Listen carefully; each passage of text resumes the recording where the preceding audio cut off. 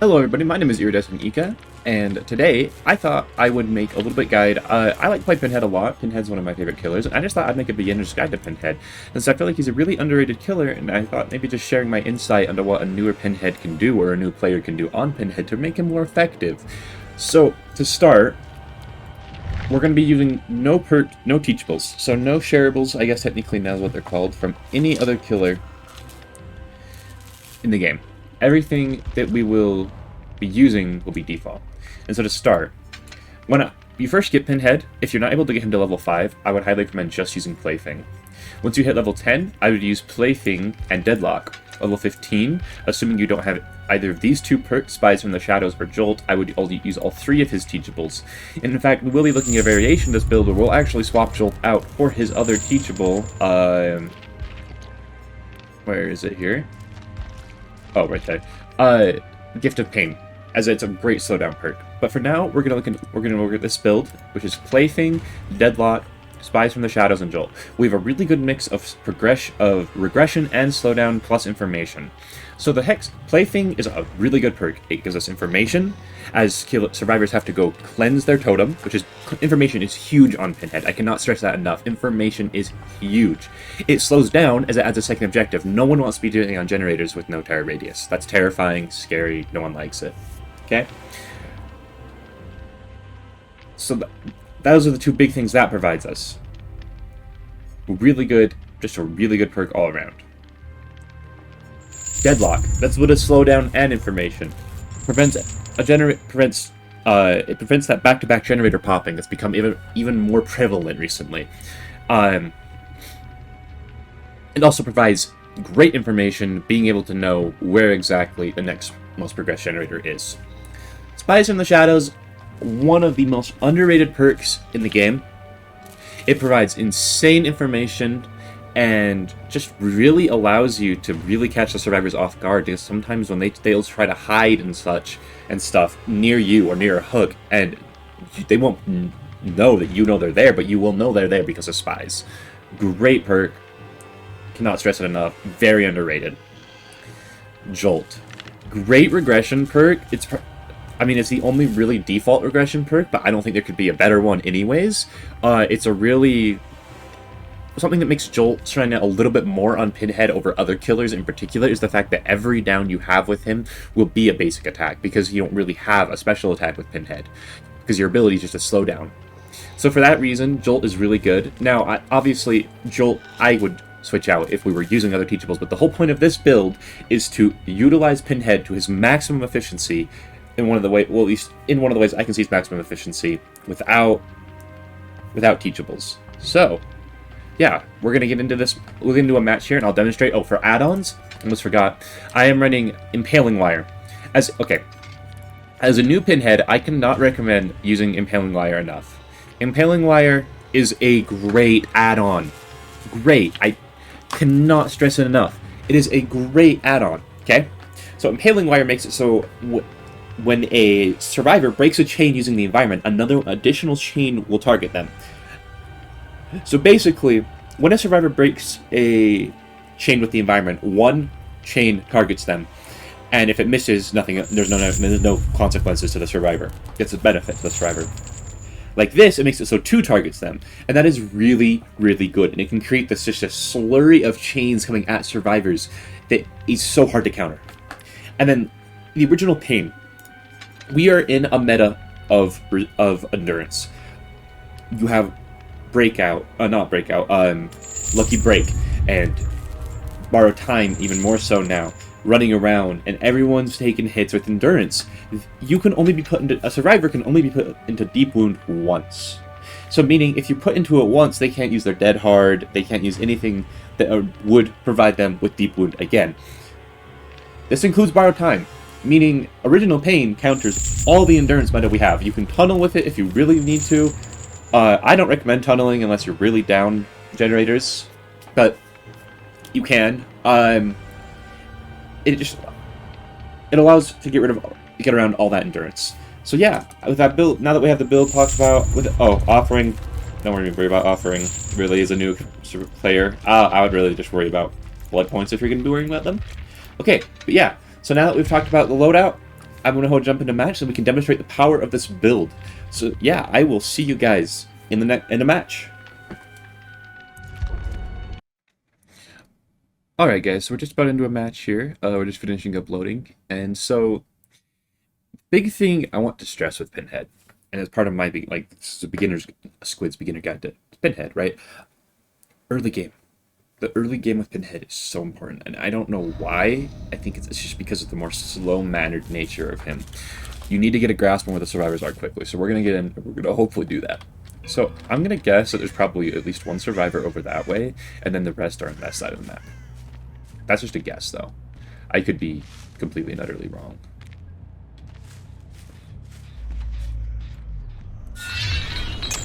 So that was a way too early use of my chain there. She's not gonna try and loop there.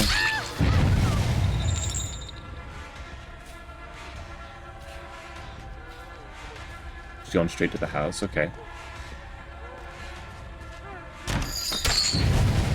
I thought that would have hit her.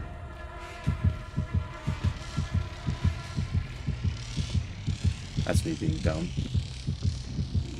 So now I probably could have interrupted that box, but I'm not super concerned about it. This group is not going to stop running.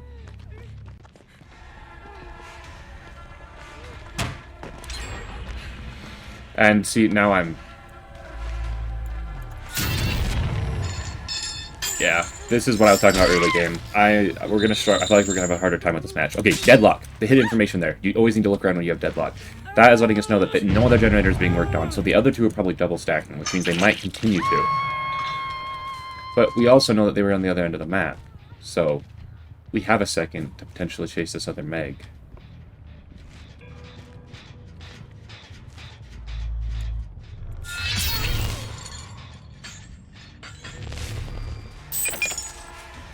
Okay. So now, what you're gonna find is the strategy I recommend using with your chains. And I see, I'm whiffed there, and I'm gonna whiff a few times, and I just don't expect that to be an uncommon thing.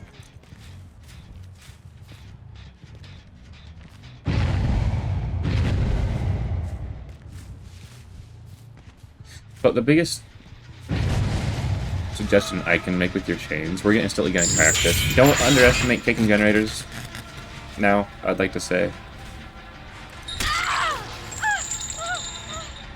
Because ever since the most recent patch, they've mega buffed just kicking them normally.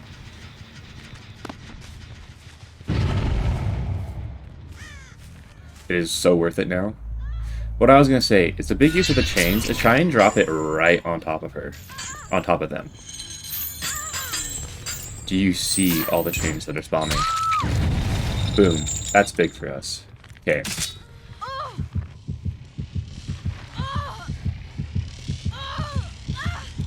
So that's on the far end of the other map. The other far end of the map, which what that does tell us, though, is we know where the Meg is. Always keep in mind, the box is such a useful tool, even if you're not able to interrupt it, because it gives you information on where at least one of the survivors are. And sometimes, depending on what survivor that is, that can be really useful information and give you some really important, and it can be really important to potentially winning or losing games. Okay, now this is still regressing, but that's good for us. Now, I'm willing to bet someone's going to unhook relatively soon, but we did know there was one survivor down on this side of the map, so we're going to kind of troll over here. Okay, and boom. So that one pops. This one's almost done. So this is our first time interacting with him, and this seems like this should be a pretty quick interaction.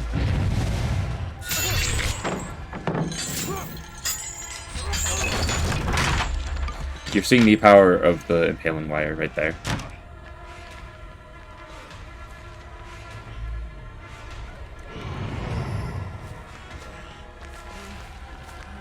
That is one thing to consider. Taking your power is really good, and using your power for information. You don't always need to use it offensively. Sometimes you can use it to hear and see where you wouldn't normally be able to hear and or see. And I was able to use it there. Knowing that I didn't hear him there, which I would have heard him whether he was on the other side of the wall or not, which meant he doubled back. Which is really good information for us. Now, we have not interacted with this. We have interacted with this Kate before, so we're going to go and teleport to her because we know the generator on our left is not being worked on.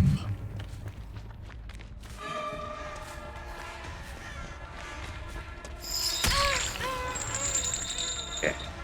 Now, the Claire, we're going to also hit. Don't let them do that. Sometimes they'll try and overwhelm you with numbers and make you have to pick between who you want to chase. Do who you think's going to be the biggest issue. Who's going to go work on a generator?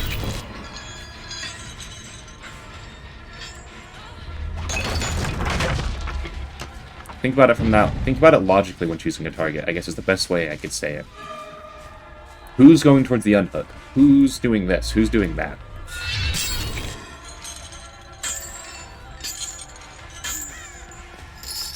So that is the one downside I would like to point out about the impaling wire, is it kind of is a waste of a slot when they don't end up breaking with the environment, but more often than not they will. So now that Spies from the Shadows. Normally we would not know she's there, and she would not think we know she's there, and she has no reason to believe we know she's there. But she spooked one. She spooked another crow, so we know what direction she's going. We know exactly where she is, and that's why I cannot begin to stress the value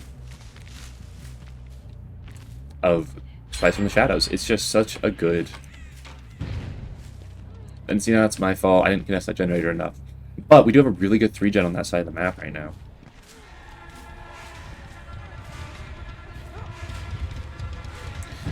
Now they're going to do our best to prevent... Okay, so we got her down here. This is big for us. We know that gen didn't pop, which means it has no progress. Means the only generator they have progress on, as of right now, is the center one.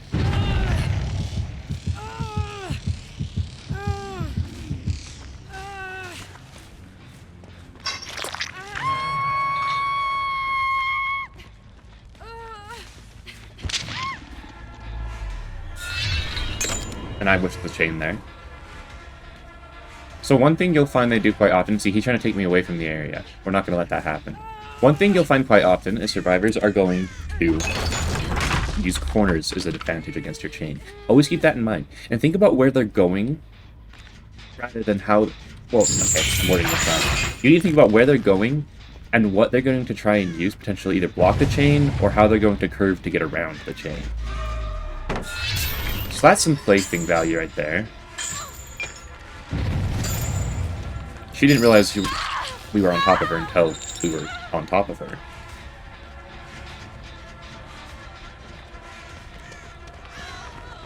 He's going to try and take a hit. Never let his drivers take a hit. It is not... It never really works out for you. But now we are going to punish him by hitting him, so he has to go heal if he wants to be saved. So that gives us some big advantage. We know where the other two are roughly. Must come with me. I did not hear her behind us. Oh, that was Power Struggle. Power Struggle flip-flop. Really, I was not expecting that. Other two are probably on one of the generators. I'd just like to point that out. But if she's going to take us over here, we're going to use that to advantage. Yep, they're on that one right there. But we're going to down her over here. And you know what that means. I messed that up.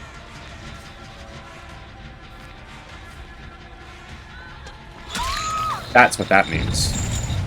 No, we're not going to give her a chance to get into the pallet. And if they want to take hits here, let's let them take hits.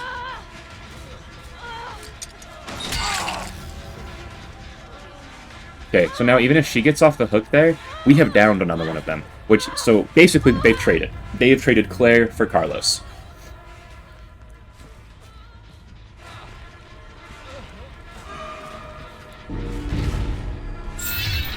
See, I whiffed that pretty bad. Now, what does this mean, though? Someone has to go for the hook, the boss. Which is going to be a big time waster for them. And it's going to be a natural game slowdown. That's one of the reasons people praise Pig. People are always saying, well, she has natural game slowdown.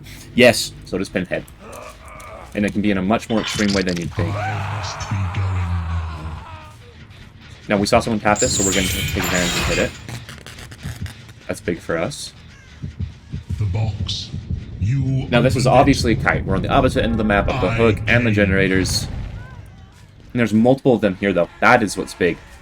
They grouped up. Which this is a mistake. Never never, ever, if you're going into Pinhead, group up by solving the box. You're giving him way too much value if he decides to teleport. Because now we know someone's going for Death Hook. Yep, see, I knew that was going to happen. It doesn't matter, though, because we have Kate down. It's an instant trade. And we already know they're going to instantly either jump on that generator or they're going to mass heal. Now, we know there's someone back over here, too.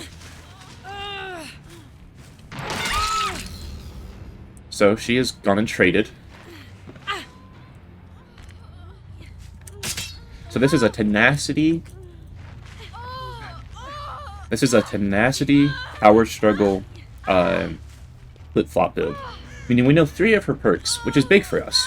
Information, like I said, is huge on Pinhead, because it allows us to know that she doesn't have any perks that are really going to benefit her against us. And now I made a mistake. I have overcommitted here, and...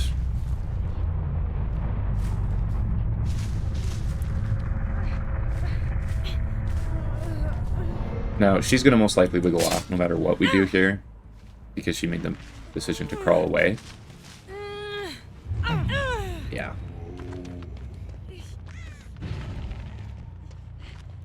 But it doesn't matter.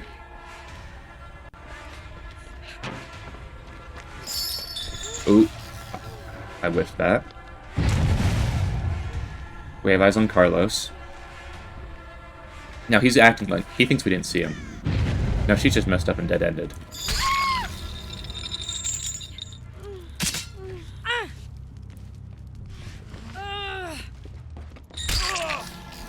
If he wants to take a hit, he can take a hit. There's a hook right here. You need to understand when it's a good idea and when it's a good idea and when it's not a good idea to take hits. And now we're going straight after Carlos here.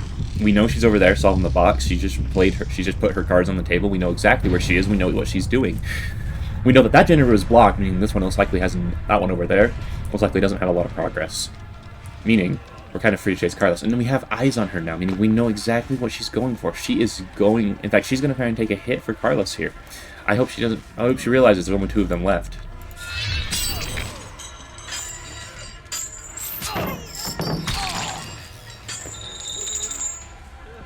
And now we're immediately into the chase with the final survivor here.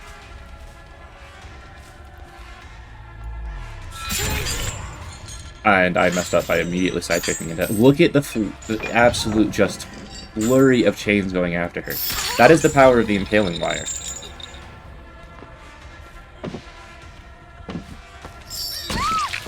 Would you look at that? GG's. So that's the power of Pinhead. I personally believe Pinhead. I play Pinhead a lot. He's one of my favorites, but I think he's really underrated.